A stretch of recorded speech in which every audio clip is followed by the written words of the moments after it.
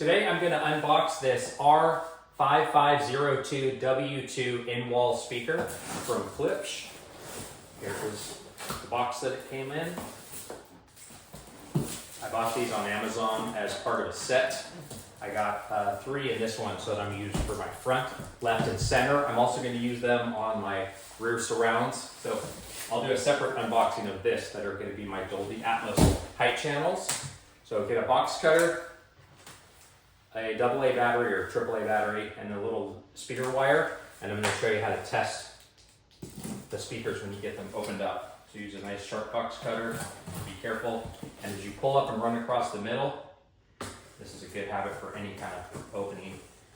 Pull up a little bit so you keep the blade away from whatever's below it.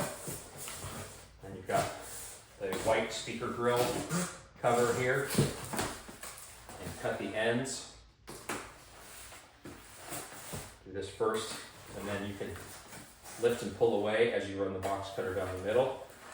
And it's got a little extra cardboard to protect it.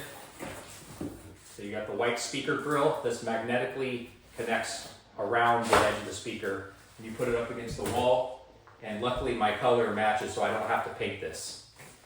Set this aside here, another layer of cardboard. Got your instruction manual, warranty information, how to set, there's a couple toggle settings on the front of the speaker that I'll show you. This is the template that you will put on the wall, use a level, make sure you get it in a tape measure, get it in the right position, so set that aside. Then close the box cutters, mess up the speaker. Comes wrapped in the plastic baggie, and don't want to push in on the speaker cones or get anything in the tweeter. Just hold this carefully by the edges, pull the bag off, discard.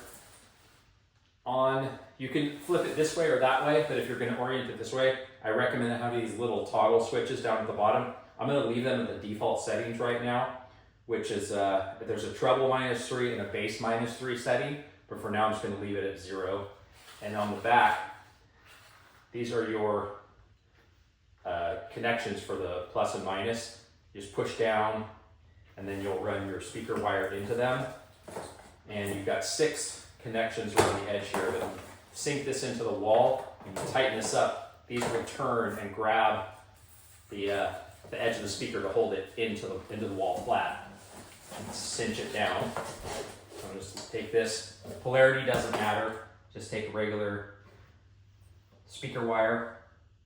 Plug one into red, one into black, and take the other end and a double or a AAA battery, and just touch it here and there. If you hear that static, then you know that this is internally connected right. I've had them before where this little circuit board got damaged and the whole circuit was broken and it didn't make noise, so I had to send it back.